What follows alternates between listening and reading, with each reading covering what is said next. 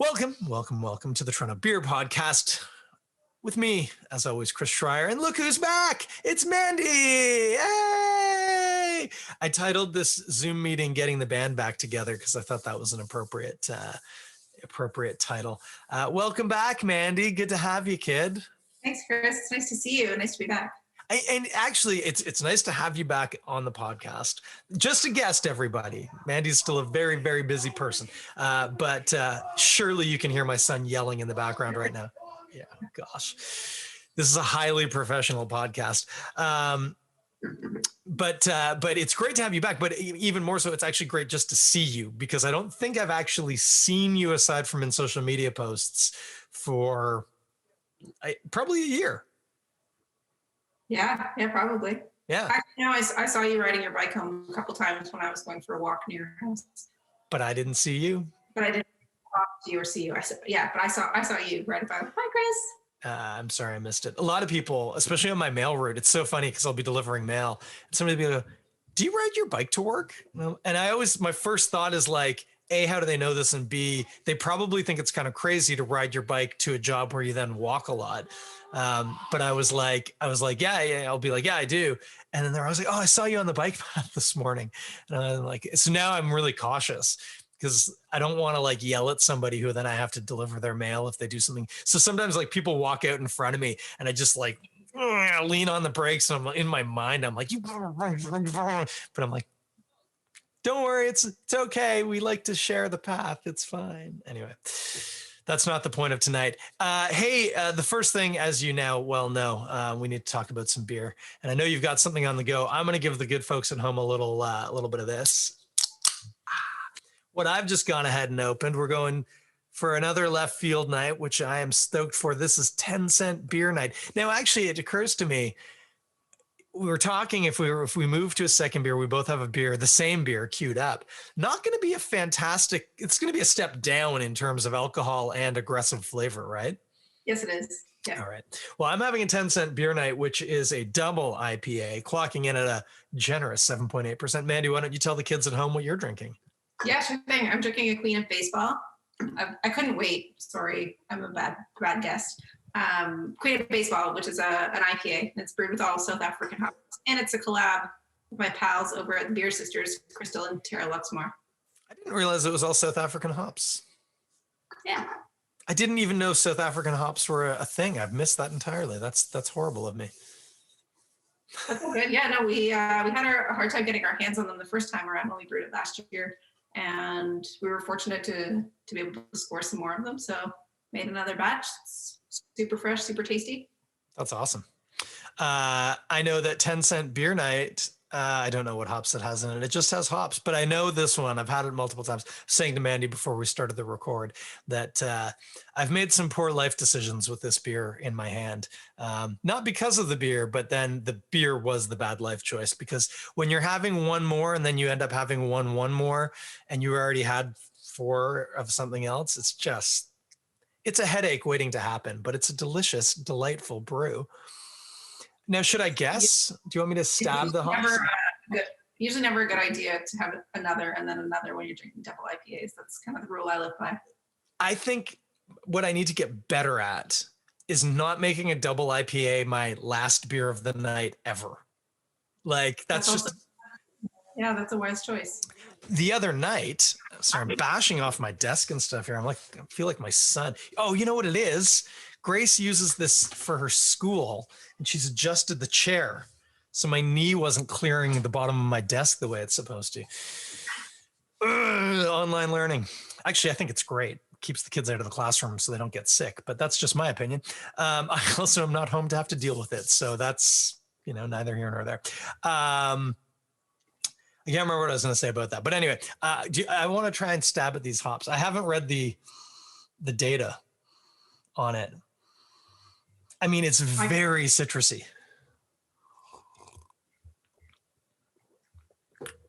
And sorry, I was going to say, do you know them off the top of your head? I was going to say, would you know, but that sounds. I can't for them right now because I can never remember which hops. Unless it's something special, like I know Queen of Baseball is exclusively South African hops, but right. No, I'm quickly trying to search here for what they are. I don't know off the top of my head. You know what? We don't have to do that. It is.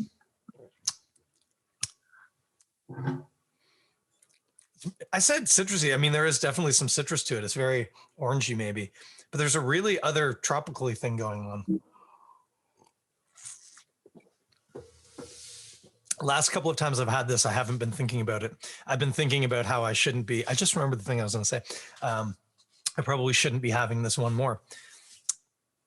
Yeah, it's interestingly evergreeny and also mangoey. It might be mangoey.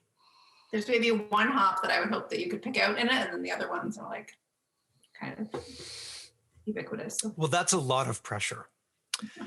There's one hop that if you aren't a total idiot, you should be able to identify. So go ahead and identify it.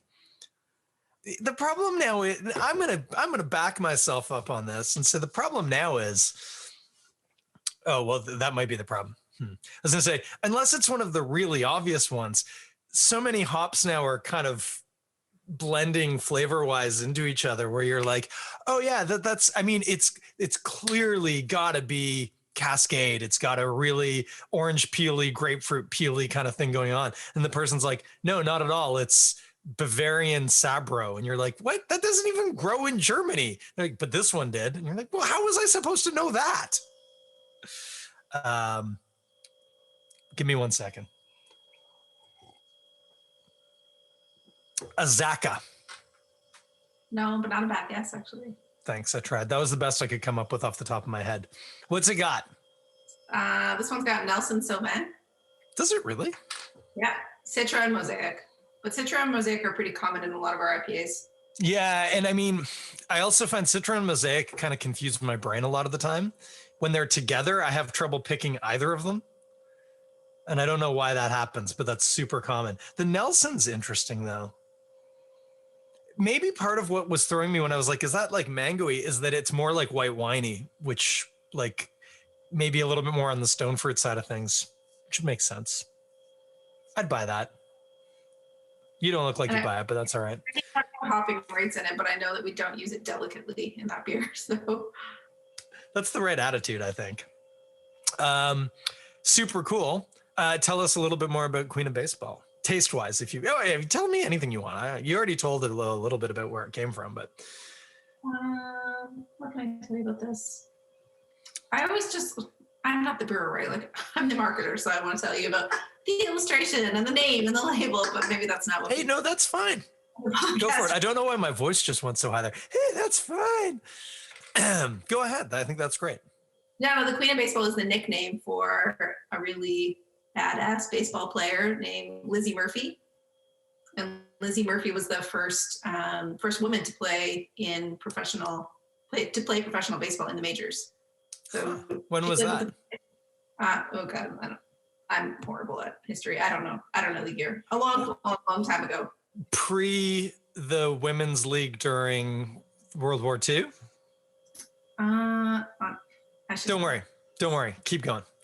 But so she was playing with men? Yes, professionally? Yeah. Wow.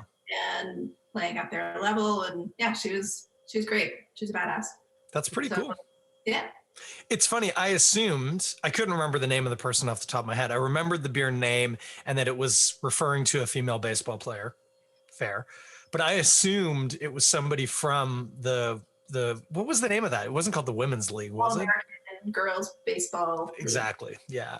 I just assumed it was somebody from that. So that's extra cool. Yeah, no, it's super neat. Yeah, so she was a cool player. She has all kinds of interesting stats. If you're curious about them, they're on our website in the tasting notes of the beer. But we have this really fun illustration done for those. Nice. And, yeah, she's just a really cool baseball player. So we thought brewing this with the Beer Sisters as a collab, it'd be cool to have a woman-inspired beer. And so obviously baseball is pretty centered around it is like men. Oh, I thought you were going to say around the brewery. Yeah, no, totally. Absolutely. It's really important to celebrate the fact that, I mean, people our age, I realize you're probably a chunk younger than me, but it's not hard to remember the movie A League of Their Own, which I believe was early to mid 90s, 92-ish, 93. But for a whole host of people now, that's not on Netflix. So, but for most people, that would be kind of the extent of their understanding of female involvement in baseball. It was like, oh yeah, when the guys were all off to war, they let them play. So that's super cool. That's awesome. And that's available right now at the brewery. Yeah, it's available at the brewery and for home delivery. I didn't personally get any because I opted for, what did I get last week? I got 2 of the Black Women in Motion packs, which was great because, I mean, for one, it's a mix pack, so that's good. And then the other thing is, with the exception of the O'Neill, all 5 of the beers in the mix pack were beers that I was like, I totally know those and would buy them anyway. And then the O'Neill, I was like, can't be. Oh, wait, I think I did have it because that's the one that's named, is that the one that's named after the resin? O'Neill? Yeah. No, it's named after Tip O'Neill, famous Canadian baseball player. Oh, nice. What's the one? Didn't you guys have a stout that was named after the resin bags that pitchers use? Oh, what was it called? I swear. A stout name. Are you thinking It might not have been a stout. Yeah, what was it? Are you thinking of Blackburn? Yes. Blackburns are, it's our annual Imperial Stout, and that's named after the rubbing mud that they put on baseballs. That's what it is. It's the mud. It's not the resin bag. Come on. I was part of the way there. I mean, it was an Imperial Stout. And that's pretty good. And it's Blackburn. That's what I was thinking maybe the O'Neill was. And I was like, wait, I have had that. I just didn't connect any of the dots properly. And it's a banger. I had it. I only got 2 and I only have 1 left. It's next if we get there. My pesky watch. I hate this. It tells me to move. Can you see this? It's telling you to move. But look at the numbers. You have over 20,000 steps. And my goal was 16. Don't tell me my business watch. I've moved plenty. Stupid watch. Anyway, that happens to me all the time when I do the podcast, and I never complain about it because I'm not generally talking to an actual other person. Like, there are people watching live, but it's sort of 6 degrees. When I actually am talking to somebody, I feel like I can moan about that. Really pisses me off. It would be one thing if I hadn't made my goal yet. That's a lot of movement in a day. I stopped wearing mine because it was embarrassing. I wasn't even getting 3,000 steps a day. And it was like, move all the time. So I just took it off and threw it in the basement, and it's been there for months. Shut up, stupid watch. What was your abusive device of choice? Were you an Apple Watch wearer or a Garmin? Or I have a Fitbit. A Fitbit? Yep. I don't know why that wasn't the first one that came to my mind. I was an Apple Watch guy. Had a great Apple Watch that Erica bought me actually for our anniversary because 15, this was 2.5 years ago. 15, the modern gift, I believe, is timepieces. So she bought me an Apple Watch, which was quite nice. Nice. Yeah. And I had it for quite a period of time. Smashed the screen once, managed to replace it with a screen protector on, by the way. I'm not good with my toys, but then smashed it again and caused irreparable damage. So I actually still have it because I couldn't bring myself to get rid of it, but it doesn't work. So it just sits in my drawer on my desk, and I periodically pull it out and look at it and go, But then I got a Garmin. It's it does less, but they're tougher and they hold a way longer battery charge. So yeah, pretty good stuff. Yeah, and like I didn't use most of what an Apple Watch did anyway. Like my Garmin shows me emails and texts, and I can sort of respond to them on the watch, but I never really did that anyway. I found it too cumbersome. It's just I can go, oh, that's something I need to deal with now, or I can go like, oh, okay, cool, I can deal with that later. And then it's all everything else is just fitness tracking. I kind of got into a fitness kick since I healed up my broken ankle, and I care about things now. So yeah, great to hear. I know, right? I keep telling people it's like I feel like such a stupid Instagram person, but at 40, I'm probably in the best shape I've been since I was probably 19. Do you have a fitness account? Oh, like Strava or something like that? No, like an Instagram account, like Chris Schreier Fitness. Oh gosh, no, that'd be awful.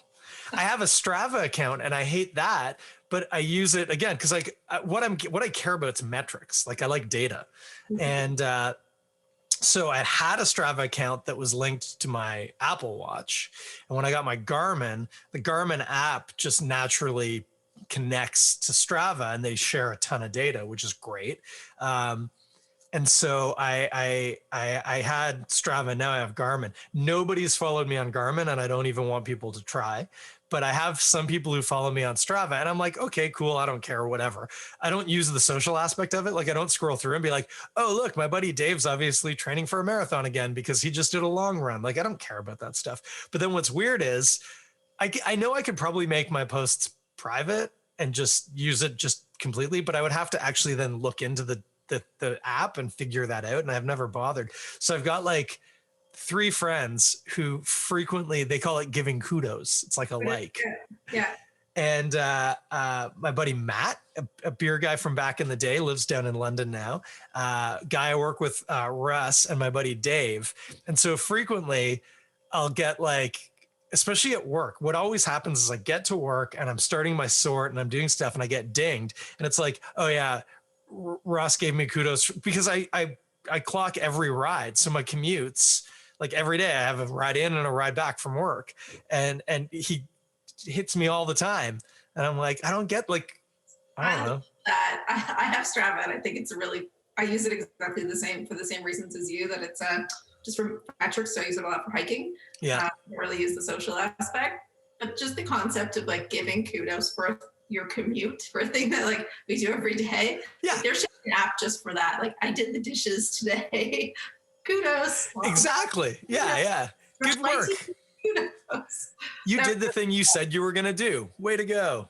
Listen to that, app developers. Get on it. I think that would be really fun just to have someone give you a little bit of encouragement for the things you have to do anyway as an adult. Strava one time, I was going to say saved my life. That's a bit of an exaggeration. Strava one time saved me a ton of heartache and possibly a very cold night in the woods. But I was doing a couple years ago when I was doing the Saranac Lake 6 hike, which we've talked about. Yeah, we were talking about it leading into it because you were like, oh, you should get some of those poles. And I was like, yeah, maybe. I didn't. And then I had a huge IT band meltdown. And so maybe I needed the poles. But the first descent I was doing, I lost the trail because it was the middle of the night and I was hiking with a headlamp. And the trail markers are like poker chips that have been nailed to a tree.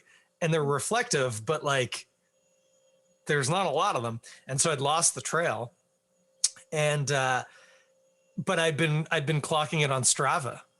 So the problem was I'd lost the trail, and I had really patchy cell phone connection.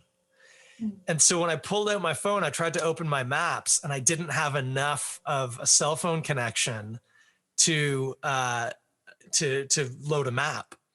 But I could open my Strava and see where I'd been. So I couldn't like change the map and I couldn't move the map around, but I could see the path that I'd taken. And then using like, oh yeah, I remember I did this and I did that and I made a turn here and that was here. And now I'm facing uphill here. So I am somewhere around here. So if I walk that way, and I managed to, using my Strava, get back to my last checked in point and then carry on with the thing. But if I hadn't had my Strava, I would have been in the woods in the dark. And like literally I could see the lights of Lake Placid about 7 miles away. Like that's it. So I would have been walking to Lake Placid. I would have bumped into a road before I got there and I probably could have hitchhiked somewhere, but like, yeah. That's some scary stuff. It was crazy. That night, actually, I just remembered because I said I could have hitchhiked somewhere. I hitchhiked that night. And you know those quiz things, and it's like, give yourself a point for all of these things that you've done. I've always said no for the hitchhiking. I forgot. I hitchhiked that night. Yeah, I hitchhiked with a couple to get back to my car. It was great. Anyway, this has gotten really derailed. It's just like old times. 10-cent beer night's going down a treat, though. I'm going to be loose as a goose in a couple of minutes. Look at you. I need you to talk a bit more because I got to get caught up. And these beers are wildly different in alcohol content, right? Like that one's like high fives. 6. It's 6 even. Okay. I was thinking it was like 5.7 or 5.8. Okay. So it's not wildly different, but it's slightly different. Hey, why don't you just tell the good folks at home a little bit about how you guys have, in a broad picture sense, dealt with the pandemic for the past year? I mean, everybody understands the changes. Like you can't have people in the tap room and it's all package, all of your licensees are gone and some of them are dead and whatever. Like that's sad stuff we know. But like just what are some like creative things or like what's been going on? And let me have a sip of beer while you discuss that. I said to the team when this whole thing started, it's like I kept saying we're in survival mode. We're in survival mode. And so everything we were doing is different. The way we were approaching everything is different. And lately, I think we're all just feeling like everybody else, like how much longer is this going to last? And I think coupling that feeling with survival mode, it's like, holy cow, how long can we be in survival mode for? So I don't know. It's worn us all down. I feel like I've aged 10 years in a year. I'm sure many people are feeling the same. But we're surviving, so that's good. I mean, that's the best we can ask for right now. We have,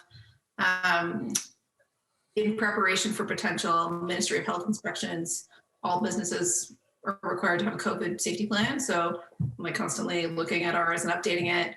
And there's a spot on the COVID safety plan where it's like, how are you going to make sure that this plan is working? And one of the things is like monitor cases. And so I was looking at it today and it says 0. I'm like, hey, that's pretty good. Like we're 13 plus months into this, 0 cases in the workplace. The odds probably say that would be or should be, could be otherwise.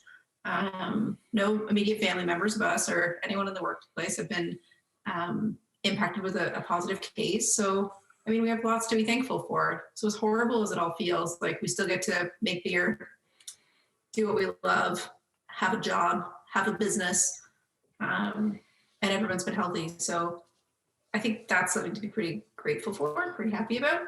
But it hasn't come without tons of, I hate the word pivot now, but like pivoting and hard work, being creative. So we've done all those things. I mean, nearly every brewery now has like an online shop and is doing home delivery. We were really lucky when it all happened because we had our online shop set up for years and we're already doing pretty regular Canada Post deliveries. That piece of the business was so teeny tiny. And then overnight it was like, whoa, exploded. But we also have we don't have a big licensee sales team, but it's more than just one person. I mean, we have 2 delivery drivers, 2 sales reps, an inside salesperson. And so we had like a handful of people that were working in full-time capacity and bars and restaurants closed. Like that was it, it was done. So that entire team was moved on to home delivery and they created the home delivery program and they've been working at it ever since. And I had one of our sales reps say to me recently, oh, it just occurred to me this week that now I've been working in home delivery, or I don't know if you've met him, our rep Kevin. I've been working on the home delivery program longer than I've been a sales rep. Can we just have our lives back, please? So the team's been fantastic. We wouldn't be surviving without the good work that they're doing. But the home delivery program it's been great. It's what's kept our brewery alive because such a big piece of our business was selling to bars and restaurants. And I mean, that's like, I don't want to talk about that because it's super depressing, but it's absolutely devastating seeing what's happening to our friends in the bars and restaurants. If you have the means to do so, please, please, please find ways to support them. Grab some takeout, grab some beer, give them a review on Google, give them a like on Facebook. Every little thing helps. It's really, really horrible what's happening in their world, but it's a pandemic and I don't know. I think we're all the best we can. Yeah. I know I had like 3 different thoughts in that. And I was like, which direction should I go? The one thing I will say for people to really, it's the kind of thing that like a brewer wouldn't necessarily say because they don't want to appeal for like people's sympathy. And you're right. Like bars and restaurants, I say have had it worse insofar as they just got shut, like, and then managed to reopen for like takeout or something. Like it's nightmare. And like, obviously, I know the guys at Castro's, they also own the Dakota. They thought until like maybe a month ago that the Dakota was gone, that they weren't going to be able to keep it, that it was going to have to close.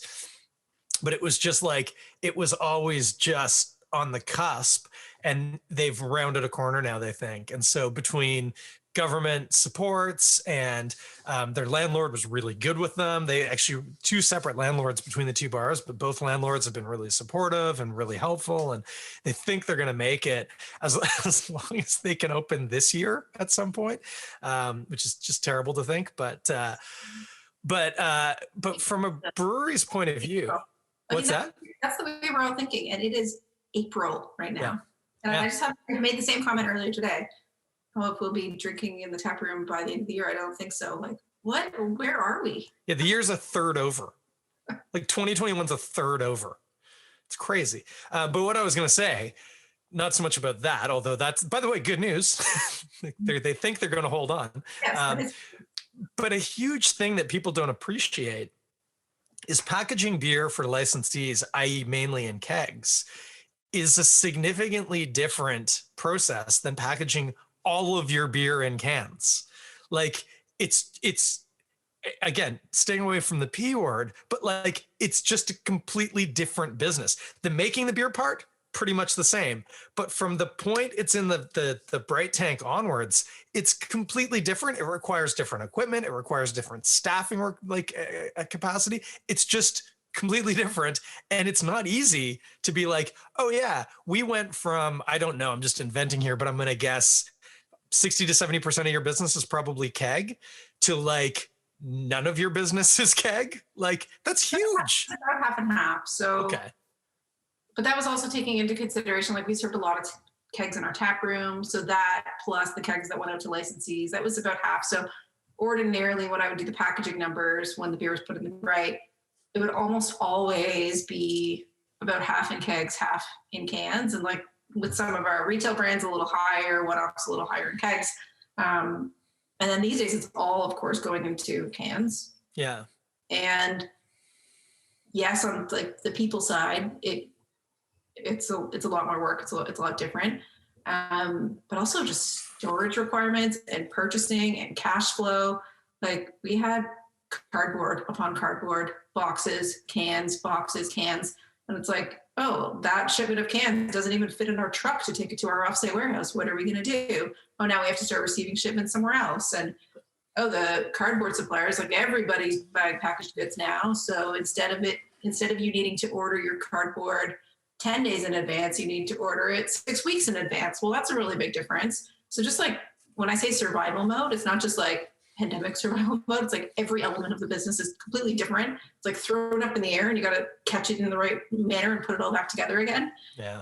It's been absolutely wild. So we're starting to like get in the flow of things, but everything's different. Like we're not the same business anymore. We're not the same people anymore. It's wild.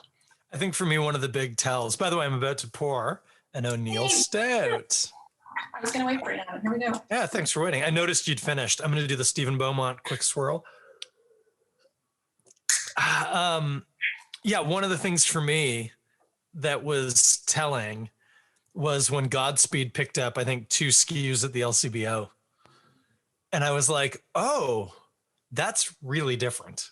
Because up to probably the week before the pandemic got real serious, if you'd asked Bim, oh, are you going to list any of your beers at the LCBO? He'd be like, no.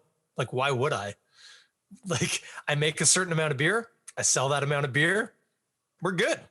Like, they sell out of things sometimes and people get annoyed at them. And he's like, why would I sell at the LCBO? I can't really keep my beer fridge stocked. And then I think it was in like the summer last year, there was like, they put up a social media post and was like, yeah, we got 2 SKUs at the LCBO. So if you want us, that's where you can find us super easy. And I was like, whoa, that's, you know, not that they had anything against selling at the LCBO, but just, it was never part of their business plan. And then it was like, oh, well, you know, we got to move these cans. We got to get them in as many channels as we can. So that was wild. What do you know about the O'Neill Stout here, Mandie? It's a stout. This is a stout we've wanted to make for ages. I'm so thrilled that we finally made it. Oh, that's lovely. Yeah, we just wanted, like, way back in the day when we were contract brewing, we had made a stout in, I guess, like late winter, just prior to St. Patrick's Day, basically. What was it called? Do I remember this stout? It was called King Kelly. It was like 2 kegs of a dry Irish stout. And it was, I feel like I had that in an event someplace. Yeah, we only served it at an event. I think we served it at, I may be wrong on this, but it might have been like the Steam Whistle Winter Beer Fest. And then, oh, could be. I was thinking, I thought it might have been at Cayley Cottage, but that's not right, is it? it's possible that, yeah, we maybe did like a cask with our palate O in there for something. And we probably had it at one of the only winter beer fests as well. Oh, you know what? I bet that's where I had it. 3 or 4 kegs, and that was it. We made it on a really small scale somewhere. There was a period where I didn't miss an only beer fest for like 4 years. I remember that. Yeah. Yeah. So I bet that's where. Anyway, go on. You made O'Neill. Yeah, so it's like we wanted to make this beer for a long time, which was like just a very dry, sessionable stout, really like a dry Irish stout. We didn't actually end up calling this one Irish stout in terms of the style name because we made it with 100% Canadian ingredients. We wanted to call it you know us, we like to like make up weird style names that are not real style names. I'm sure Stephen Beaumont hates that sort of thing. By the way, I think we can say anything we want about Stephen Beaumont on this podcast. Does not listen. So. Yeah. Anyway, some people, him and others included, like don't like making up style names, but I don't know. I think there's different ways to describe beer, and so if making a dry Irish stout but with entirely Canadian sourced ingredients, like what is that? Is there such thing as a Canadian stout? Do we have the right to make up a new style name? I don't know the answers to these questions. So we ended up going with just stout, but it is made with an entirely Canadian ingredients. So a lot of the malt comes from barn ale malting in Belleville, but we actually worked with Red Shed in Alberta. They made a custom roast barley for us and sent that over. So it was our first time working with them. And then we worked with BQH hops, and all of our yeast comes from Escarpment and Guelph. Like brewery wide now, you're all Escarpment? There, yeah. That's awesome. That's so good. Love those guys. I think so. I might be wrong on that. If we do like a one-off here or there, I don't know if our lager stuff comes from them, but like the majority of what we make in-house comes from Escarpment, and they are a fantastic company and a fantastic supplier. So yeah, shout out to Escarpment. Yeah, can't say enough good things about them. We were excited to make a style like this, which was just like an easy drinking, really nice, clean, dry stout. And we had always wanted to have a stout around St. Patrick's Day, but at that time of the year, what ends up happening is in December and January, we've released way too many stouts. The weather's starting to get warmer. Yeah, and everyone's like, come on. Everyone wants whatever your spring beer is going to be, and everyone's like, I don't want your dark beer anymore, and we're trying to clear out all of our stouts. So we planned for this one in advance and made a stout and released it in time for St. Patrick's Day, which was not a big wow event this year. Not a big seller, eh? Turns out. But you know what? No, it's selling well. It's a beer that I meant St. Patrick's Day, not the beer. Oh, not St. Patrick's Day. Yeah, no. And everyone at the brewery is loving it. I mean, you know how people always like to know, what is the brewer like to drink? Like, this is what a lot of us are finding. But you know what's so funny about that question? I hate about that question. Not to talk over you there. I'm sorry. I can't tell you how often I've been in a tap room or in the actual physical brewery a handful of breweries, but we can all guess what they are. It's not rocket science. And had somebody ask the server or the brewer or whoever exactly that, and then the brewer or the server says what they say, and the person's like, oh. You're like, then why did you ask? Like, you asked, so just say, yeah, I'll have one of the, or don't even ask. Just say, just give me one of whatever, and then go from there. They know what they're talking about. Like, you don't gotta get all judgy on their tastes. Like, but no, this is fantastic. It's interesting you brought up the custom roast, shall we call it, malt, because if you gave this to me blind, I would say I wouldn't have necessarily immediately said dry Irish, and not because it's not to style, but because there is, let me have a sip and make sure I get the wording right. I think richness is the word to the roasted malt. So a lot of the time that roasted malt quality comes out as like coffee-like, but like brewed coffee, not coffee beans, or it comes out like cocoa-y, but more like cocoa powder, not like dark chocolate. So like, to me, coffee beans and dark chocolate are like rich interpretations of that scent or flavor, whereas like brewed coffee or dry like cocoa powder are a little bit more reductive. They're more basic, there's less nuance to them. And it is giving me, it's not coffee like it's also not super chocolatey, but it's roasted barley, but roasted barley in that like concentrated or like rich sense, which is fantastic, but often isn't what you get out of a dry stout. And I think that has more to do with the fact that the kind of generic isn't the right word, but the easily accessible dark roasted malts maybe don't have quite the same pop. They don't have quite the same like pungency, has a negative connotation to it. But like, I can tell you because of the alcohol content and because of the color of the beer, this doesn't have an exceptionally large amount of roasted malts in it compared to another stout. Like it isn't like you really threw a ton of something extra in. It's probably a pretty normal recipe within, within the guidelines, you could say. But the ingredient there, that roasted barley, even before you mentioned it, I was wondering what was going on, to the point where you would almost like, again, because it's barley, it's not chocolate, it's not coffee expressly. If it had had any nuance of that, I would have been like, oh, maybe there's some cocoa nibs in it or something like that. But it is, it's just like the barley's got more oomph to it somehow. But it finishes really dry and smooth. So it's like, it's not an American stout. You get that sort of taste in an American stout where they've jacked up the barley content to get it up to like 6.5%, 7%. But this is only 4.5, but it's got a lot of the same kind of intensity of flavor. It's fantastic. Yeah, it is pretty bold. You're right. I see what you're saying there. Maybe that's the difference. I don't know. I'm not a brewer, just speculating, but maybe that's the difference between like a mass market ingredient and a craft produced small producer. Yeah. Yeah, exactly. And like, it's not like, I'm not saying like Vireman makes like bad roasted malt or something like that, but it's just, yeah, it's a different source. It's a smaller batch, maybe a little bit, not more care, but like smaller batch you can give more attention to. It's less, well, mass produced, I don't know if that's it. But when I had the other can a couple of days ago, I had the exact same thought. When I first sipped it, I was like, oh, okay, it's like an American stout. And then I was like, oh wait, but it's only 4.5%. That's like stout territory, not American stout territory. And it's even like my whole thing about the Venn diagrams of stout and porter are like, it's nearly a circle in the middle. Like there's just these two, there are a few beers where you're like, that's definitely a porter and that's definitely a stout. And like some of the characteristics that normally make you think of like brown porter versus like dry stout, one of the things is a little bit of a richer kind of malt quality to it. And so, but I mean, everything else about it would be wrong for that. But it's like, in a way, it's almost kind of nudged that middle part out a little bit more. It's really cool. I like it. Cool, glad you like it. Yeah, we're really loving it too. Like I said, most people are signing some of these out at the end of their day to take home.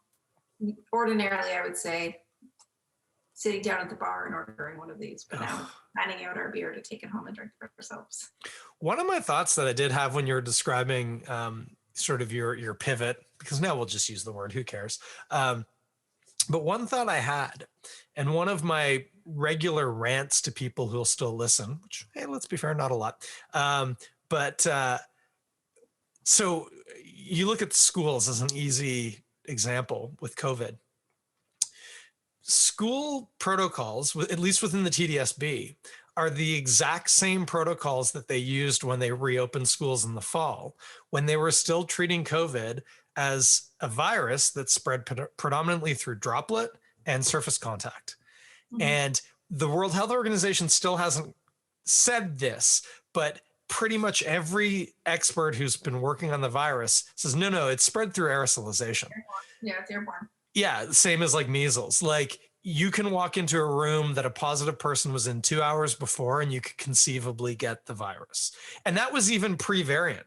There was that story about the choir in Washington State, and they had a choir practice. They were adhering to all the rules. It was pre-lockdown. It was early days. And there was like 63 people. And of the 63 people who attended, 54 came down with COVID. And at that point, like virologists were like, it's really improbable that those 54 people all touched the same door handle or like, got like that would just take such an exceptional thing. But singing aerosolizes way better than just talking. It looks like it's aerosolized. And so one of the scary things is the way you combat aerosolized virus is high air turnover, right? That's why it's so much safer outside than inside, because there's just such a bigger volume of air. But what occurred to me for breweries, and especially breweries like yours, where there's no division between the tap room and the actual brewing space, is breweries like that have crazy high HVAC turnover, where the kettles and everything, you have to be constantly turning the air over in the room. Oh, yeah, Otherwise you get mold and all sorts. we have all kinds of those, like the vents and fans in the ceiling that are like pulling air in, and then we have a big HVAC system that's like bringing new stuff in. Exactly. And so tap rooms are potentially going to be the safest place to go have beers in the early days of getting back into it, compared to dingy bars in the basement of a building that has an HVAC system from the 70s. Like, breweries are going to be set up to be like, we're not safe, but we're safer. Yeah. So yeah, maybe, I don't know. Just I think it's going to take a while for people to get used to being in, even post vaccinations, to be in a room maskless with strangers. Like, I think that's going to take some time. it's like, have you ever been someplace where you can drive without wearing a seatbelt? And I mean, like safely, like in private property where you're driving. No, but that was so weird. Yeah. Yeah. So whenever we go up to the summer camp that we used to work at, that we have friends at still, one of the kids' favorite parts is once we're through the gate, they can sit in the car while we're driving without wearing their seatbelts, because we're driving at such a slow rate. Even if we hit a tree, like they might break a nose or like bash up their face a little or something, but like it's, you're not going to get seriously hurt in a 10-kilometer-an-hour car accident. So we let them ride around without their seatbelts on. And it's like such a novelty to them. For me, it's annoying because I have to put my seatbelt in behind me because my Volkswagen will not shut up about the fact that I don't have a seatbelt on while I'm driving. It just constantly is making noises at me. And so I have to kind of put it behind me. And it's not very comfortable, but it's such a weird mental switch to be like, sit down and not immediately, reach for the seatbelt. And it's going to be, I think, like you say, it's going to be the same for people with masks, where it's like, there are people who are dying to take it off. I get that. But like, yeah, that sense, like I've walked into the house and reached for my mask and been like, oh yeah, no, I don't have to do this. Like, this is a safe inside space. I'm okay. TV shows or movies right now, and if people go like extra close to one another and they're not in the same households, or if they're not masked in like a weird environment like that, I feel a little like, ooh, like you get a little cringy. So I think a lot of this, like, we're, like I said earlier, we're different people now. It's going to take some time to adjust to whatever this new version of ourselves are. Totally. A new version of society. Yeah, that's awesome. Not awesome. It's awful that we've had to do that, but it will be awesome is what I was trying to say when we get back. I have friends in New Zealand and they post photos. Friend of mine 2 weeks ago was in a punk rock show in a grimy little club. There was maybe 250 people packed in, low ceiling. Just looking at the photo, you could smell the beer and the sweat. Like, and on the one hand, I was like, that's disgusting. And on the other hand, I was like, oh man, I remember that. Like, I remember feeling somebody's skin against my skin packed into a concert. Soaked, and it's not your own sweat. Yeah. And like people are all around you screaming out the lyrics, and like you're screaming the lyrics, and everyone's out of breath and sweaty, and like they're doing it. And it's so weird. Yeah, you see it and you're like, oh, that doesn't look right at all, but they're fine. They're doing well. Us, not so much. But hey, let's change gears a little bit. Now, I do have an event that I teased, and we don't have paperwork yet, but it's official. But do you want to talk about anything you got coming down the pike? Do you want me to do this and you can think if there's anything you want to throw to? Okay, yeah. You go ahead. I'm curious. I like that. I want to make sure the date here. I'm just going to open up my calendar and make sure I got the date right. It is the 20th. So I don't know, because we are pre-recording this episode, friends. where we are going to be at come Monday, which is some days away still right now, but I'm pretty sure we're going to be good. And if not, I can just edit this out. But the event that I teased out is looks like it's a go ahead. So some of you who follow Sawdust City Brewing on the socials will have seen they've released 4 lagers that they made entirely with ingredients that they got through Brew Culture, which is, what do we call an importer, supplier? Supplier is the word I'm looking for. So all of the ingredients are through Brew Culture. Funny enough, one of the gentlemen at Brew Culture, Dan, and the brewmaster Sam actually live on opposite sides of a ravine and can walk down the hill and see each other and then walk back up. So they've made these 4 beers. What we're going to do, we're going to put together a little package you can get online from Sawdust City. There's a cutoff date, but on the 20th of May, so about a month from now, we're going to do a Zoom meeting where myself and Sammy and Dan from Brew Culture are going to walk through these 4 beers. And the package will have some beers, probably a little bag of munchies or something, nothing super intentional, and some information about both the beers and the ingredients in the beers. And you can order it, have it brought to your house, wherever you are, as long as you're in Ontario. And then at the appointed time, which will be 7:30 on the 20th, unless things have changed, but we're hoping they haven't, jump on the Zoom call. We'll take you through what the beers are, do a little sharing. People can ask questions. We're saying it's going to run about 90 minutes, but we also know how these things go. And none of us have a hard out that night that we know of. So 90 minutes, 200, we don't know. It'll go until it goes. But it's going to be a really good time. We don't have numbers yet, but when that information drops, obviously it's going to be on Sawdust. It'll be here. We'll let you know. We're hoping to keep it. The package is hopefully going to be in the teens-ish of dollars. Shipping will be an issue-ish, but we're going to try and figure out a way that we either have a discount code or something that we can make work. So that's all in the hands of the marketers, people like Mandie. But we're going to do this, and it's going to be a fantastic time. We're going to do a little Sawdust Brew Culture Toronto Beer podcast tasting, and that's my exciting thing. I think the only exciting thing I have, that's not true. I have a wonderful family and a dog, but it's the only exciting event I have planned for the next month. So that should be fun. So full details to follow, but you might want to pencil in Thursday, May the 20th. It is the Thursday right before the long weekend. And that was intentional because you could order in extra beer for the weekend and get that 4-pack to have as a tasting with us. So that's what we got going down. Mandie, that sounds fun. And it sounds like you already have some marketers involved. If you have that dropping on the Thursday before the long weekend, and you have Sam and Dan involved, that sounds like a lot of fun.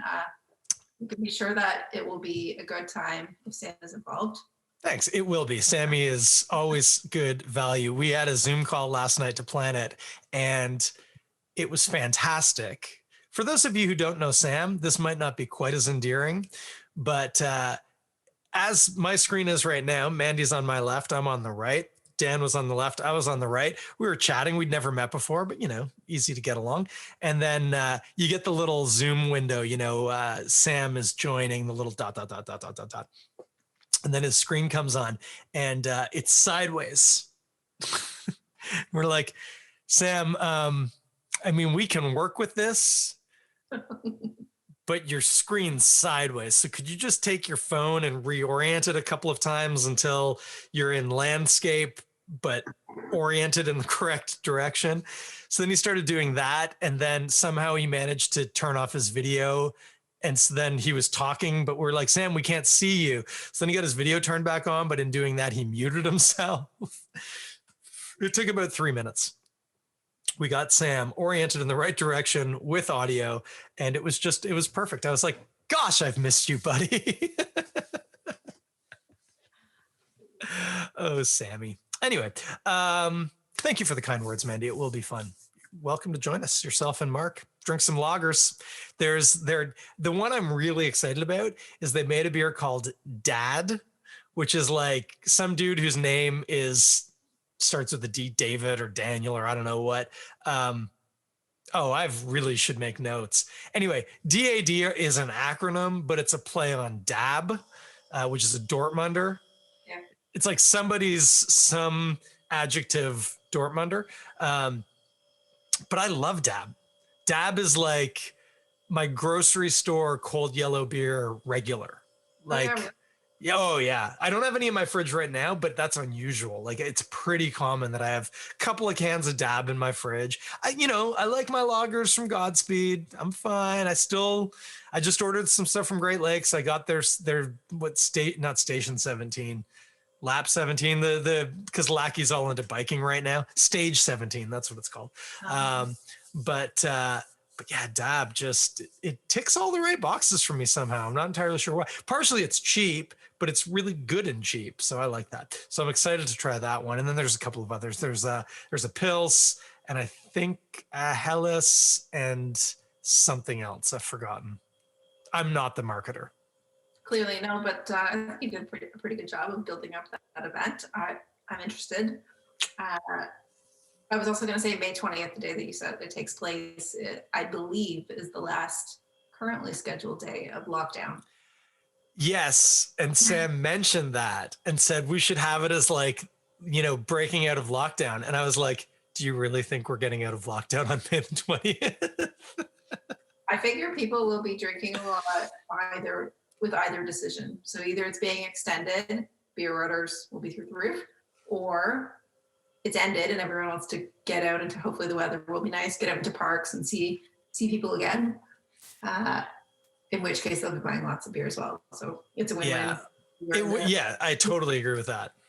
Yeah, I can't see the province letting us out of lockdown the day before the Victoria Day long weekend. Like, they didn't just let us out of lockdown right before Easter, but Easter really spiked our numbers. Like the unfortunate reality is people are stupid. And so we ruin everything good. And I think that said, that's not stopped the province before. So maybe they will. That'd be fantastic. It'd be great. Over the holidays, they didn't wait. They waited until Boxing Day to shut everything down. So that was kind of the opposite world. And our numbers went. Yeah, hopefully vaccines will be rolling out pretty good at that time. Yeah, the hope now I think is really in that as we're knocking the age numbers down, we can start to curb off some of the worst parts of it. So that's the hope. So yeah, and you are absolutely right though that is at midnight that night we exit lockdown in the current framework. So fingers crossed. But Mandie, what do you got going on? Take some credit. Take some. Take the mic. I feel like we should have some more interesting stuff to talk about, but I don't know. I usually love to plug what we're doing at the brewery. Come on by, but I really don't want to encourage you to come by. Our bottle shop is open, so you can come in to buy beer to go, but maximum 3 people inside. It's like in and out kind of thing. We really encourage you to purchase for home delivery. So if anyone isn't aware, we have a home delivery program. We're delivering next day in Toronto, Monday to Friday, free with orders over $45. And then if you are in another market in the GTA, we basically go like north, northwest, and west. We're not really going east of the city right now, but our postal code zone for our Monday to Friday goes all the way to anything in an M postal code, so all of Scarborough, even the far-reaching areas of Scarborough. So for those other areas, we have delivery once a week. We're going as far as like Hamilton, Kitchener-Waterloo, Cambridge, Georgetown, Milton, Newmarket, Aurora. So pretty good regions for orders over $45 free. So take advantage of that program and stay home. We will bring the beer to you, and it is keeping our business alive. So thank you for those who are. So please do. Thank you for those who are supporting it, and support your local bar and restaurant if you have the means to do so. I mean, you probably won't find those same deals with getting a free delivery for an order over $45. The beer might be a little bit more expensive, but if you have the means to do so, I mean that it's, if I think we're in survival mode, they're in like ultra survival mode. So help them out wherever you can. We do not want a city or a province that doesn't include all of these really creative, fantastic, wonderful small contributors to the culture of the places that we live. And without them, that's kind of what it's going to look like largely. So please support them. What else do we have going on? I mean, we're constantly trying to do whatever we can, even in these tough times, to help others and promote diversity and inclusion and togetherness in beer. So our Beer for Everybody program is an initiative that runs year round, and it works to help those who help communities who have otherwise perhaps been excluded from beer. So we recently just wrapped up a campaign with Food Share. If you don't know Food Share, they do some fantastic work in Toronto. We raised over $10,000 for Food Share. And we're now working with Black Women in Motion. So they're a really great organization in Toronto. They're a youth-led organization, and they support the advancement of Black women and survivors of sexual violence. So they have some really fantastic initiatives. We're over $2,000 raised for them already.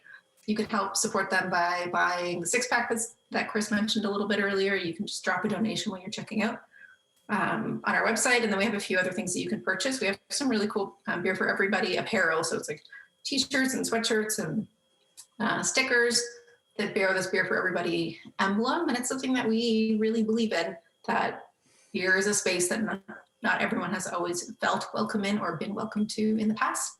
And Beer for Everybody is a motto that we've long used around the brewery before we turned it into a logo and a sticker and a t-shirt, as just a way of being, to make sure that we invite and welcome everyone into beer. So if you walk through the front doors of the brewery, we believe that even if you don't think you like beer and you maybe there purchasing for someone else or just curious, taking a look around, we're going to help you find a beer that you like if you're open to discovering beer. And you're welcome in what we do. So that's what Beer for Everybody is all about. If you'd like to learn more, there's a very long-winded blog post on our website at leftfieldbrewery.ca. And that's kind of what we're up to. I don't know. We're just trying to have fun with making beer, make the most of being able to continue doing what we do during a time where many can't be doing what they love right now, and trying to stay positive through it all and stay safe. Hit me with some info on your seltzer. So hot right now, seltzer. I forgot the seltzers. I literally just remembered it, so don't worry. Yeah, I've been drinking so much seltzer. Good gracious. So there was a secret seltzer club that emerged at the brewery. And I mean, it took me a little while to discover it, even though Mark, my partner, was a member of the secret seltzer club. But those at the brewery who were really into tasting and trying seltzers formed a secret seltzer club, and they would buy seltzers from wherever you could, whatever breweries or distilleries you could get them from. And they would trade and share seltzers and talk about seltzers. Like, why the heck aren't we making a seltzer? We have a club for it. We can make the stuff ourselves. So, and we thought we could make a really good one. So it took tons of science and research and experimentation and trial and error. And it is not beer at all. It's made with fermented dextrose. So cool. I was going to ask you how much you knew technically about it. It's not beer-based. It's not a grain-based product. It's made with fermented dextrose. But dextrose is, like, that's still technically in the beer category. Dextrose is from... According to the Excise Act, it's in the beer category. Yeah, no, you're right. Sorry, dextrose is sugar. It's just sugar. I was thinking of maltose. No, it's like, if you read the Excise Act, it's in the beer category. It's not spirit-based. Yeah. It's not wine, cider. It's not fruit-based. But it's funny because it's not made from a grain either. It's made from sugar extracted from the stalk of a plant. That's so interesting. But it's still beer. But so does that mean your seltzer is also fully gluten-free? It's not malt-based at all? But we can't claim that because we process it on gluten, like equipment that processes gluten. So if you have celiac disease, like, do not drink this because it's run on our canning line, which packages beer. And I mean, yes, everything is like caustic sanitized out the wazoo and like very sterile. Yeah, you don't lab test it to say it's less than 1 part per million, so don't drink it if that's a problem. Yeah, it means Erica can drink it. Oh yeah, she should try it. I really was gonna order some with that last order, but like I try not to go too crazy on my orders. Like generally, it's to just keep me through the weekend, and normally there's a little bit of carryover, as in today. But sorry, keep going. Talk about it. You got 2 flavors of it, do you? We have two right now. Yeah, grapefruit tangerine and lemon lime, and so it's made with natural flavoring, and it's naturally fermented, and it has required way more R&D than a beer for us. Like our brewers are putting in tons of time and energy figuring out how to solve this new I don't want to call it a problem, like a puzzle. Challenge, yeah, puzzle. That's good. Yeah, so it's been really motivating and inspiring to kind of figure it out and even think about the ways that we're talking about it or displaying it or promoting it. So it's been a fun project to work on because it's a little out of the ordinary for us, but I love it. Like it's a great palate break from beer. It is 5%. I wish I had one in front of me to show you. It's 5%.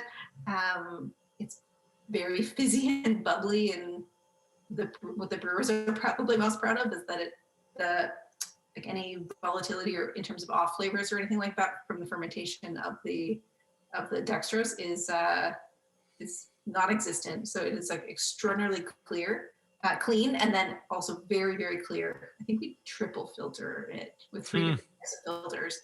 It is like crystal clear like water. Yeah, it's polished. I call that polished. Yeah, it's beautiful. It's brilliant. So if you ever I have so many geeky questions about this, but I might leave them. I'll hit up Mark one time. When I can get back physically into the brewery, I'll bring Ginger by and I'll be like, okay, I got some questions. But actually, you already answered one because I was curious if you force carbed it or if it was natural. But there's enough oomph in there. But if it's 5%, there obviously would be, yeah. We top it up. We totally top it up. We want just for consistency, right? I mean, like from batch to batch, it's not going to be exactly the same carb level, but we want you to get the same thing in the can. Yeah. And balancing at the end is a different thing. I thought that perhaps that was the thing, is I was trying to unpack it, where I was like, I know they have to be fermenting it themselves, but you could ferment it still, level everything out flavor wise, and then just completely force carb it to whatever you want it, carb it at, and then be done with it. But that if you're actually still kind of letting it do its thing naturally and then being like, okay, where are we? Yeah, it's at, I don't know what you're taking it up to, but it's at 2.4 and we want it at 2.7. So we'll bump it up a little or something like that. So that's cool. Yeah, it's really tasty. We're drinking lots and lots of it. And we have so we launched it as 300 is the name of the brand. It actually ended up at the end of the year being our 300th turn, 300th brew through the brew house. Really? It was the last brew of the year. And we thought that was kind of fun to commemorate it because 300 is like an exceptional batting average as well. And we've never hit that many brews in a year. So in a year that was like so tough to get there, we were pretty thrilled that we hit 300 brew milestone. So we launched it as that, but that is more or less like our trial brand. It's the one we've been learning lots about. Packaged another batch of it under the 300 brand name, but in a few weeks we have a totally new seltzer brand launching that my team has been working on a lot, spending lots of time and energy and the fun marketing side of seltzers. So I'm really, really thrilled to bring that one to market. And so we're going to have 3 flavors when we launch that one. I'm already surprised, was not expecting that at all. But without giving too much away, that it's a different brand. I'm trying to think of how to ask this question without like. Is it just the same liquid? Is that what you're going to say? I guess if you're really reductive about the question. No, what I was going to say, like, is it that it's a different flavor neighborhood that you've gone to, or no? No, actually 2 of the flavors will be great for tangerine and lemon lime. We've done tons of like flavor trial and dosing and tasting across the brewery, like setting up taste panel and getting people to come through and taste the flavors blind and identify what they like and rank them. And then when we find a flavor we like, dialing in like how much of each fruit flavor is in it and ranking what they like. So there's been a lot of R&D, a lot of team participation. Would it be completely giving it away if I said, so what's the difference between the existing and the different one that you're bringing out? I mean, the brand name is different from a marketing perspective, but we've learned a lot of little process things along the way that we've dialed in. And so that was the point of making 300, was to learn about these process things and dial it in to make It's our Left Field seltzer brand. Oh, super cool. I get it. So this is like going forward, this will be your seltzer. Yeah. Wow, that's exciting. And that's 2 weeks from not when we're recording from. Yeah. May 10th, around May 10th. Yeah, I was going to say mid-May. You can say mid-May, but you've already said the 10th. So we're going to. Well, the 10th might get pushed back. We need everyone to buy the 300 so we can bring the new one out because America won't let me launch it until we get that out of the fridge. I will get some 300 and help you out on that because that sounds fantastic. Hey, it's getting late. We're, I think, over an hour. The problem with Zoom is there's no timer. So whereas when I record on my any other device, I have no. On my Zoom screen. You have a timer? Yeah, it's right up in the corner beside the speaker view, where you could say speaker view or. I got nothing. Gallery view, nothing. You have a timer? Yeah, it says 1:18:45. I was about to guess 1:10. So there you go. I don't have that. I use Zoom every week to run my church services. I've never seen a timer for that. I wonder how I get that. I'm gonna have to look into that. Anyway, I don't think I have too much else to say. Hey, thanks for hanging out, Mandie. And Mandie, this isn't like this is going to sound like funeral talk. This isn't funeral talk. Nobody's dying. But I don't know if I've ever properly thanked you for getting this off the ground. This is like, I'm not going to say I wouldn't have done it, but when I started thinking about doing a podcast and I thought, I really probably to start with, it can't just be me. It will just become jazz, which if you've ever seen The Commitments is musical wanking. I needed to be doing it with somebody. And then when I started thinking about what I was listening to in podcasts and what my experiences in beer were, and I thought, I need the right person to do this with. And I told you this at the time. My first thought was you, and I didn't have any idea whether or not you were going to be game, and then you were, and that was fantastic. If you had said no, I probably would have, figured something out, found somebody and worked with them or whatever. But yeah, even though life stuff's changed, and that is totally cool. I mean, I went a year and a half without doing this at all because my life changed too. But the fact that I ended up restarting things was only because we'd had such a back catalog of stuff going. And I felt at that point, I was like, I think I can do this. There'll be much shorter episodes. And I've got a kind of loose framework until COVID screwed it all up, of what I'm going to do. But it never would have happened if you hadn't come on board and hung out for those first couple of years. So I'm super thankful for that. And like literally every time I sit down to record, I have a moment of thought where I'm like, those were the days. Those are the days. This is going to be fine, but those were the days. That's so. fine. Thanks for saying that. And let's be honest, Chris, I showed up like barely every week with technical difficulties or usually running 10 minutes behind. You were super patient and you did all of the work. So. It was fantastic. The model worked perfectly. It was great. It was amazing. And so I really appreciated it. So, and it taught me something about myself as well. So thank you. That I learned that I knew this already, but I learned that I really am a behind the scenes person and I much prefer to be making a brew schedule at my desk or guiding a team toward creating some new brands and not being in the spotlight. It's not my thing.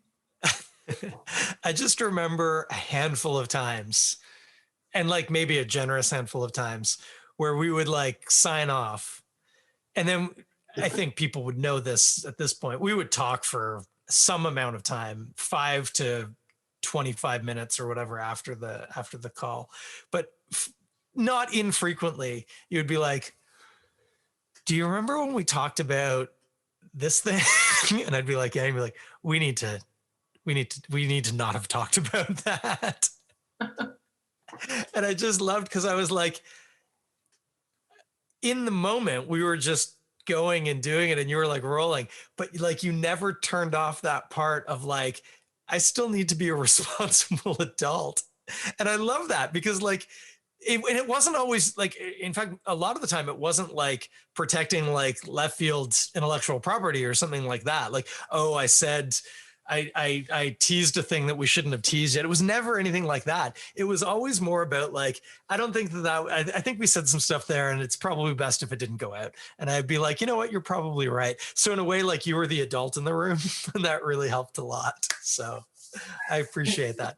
The adult in the room since I was a 5-year-old. It's just.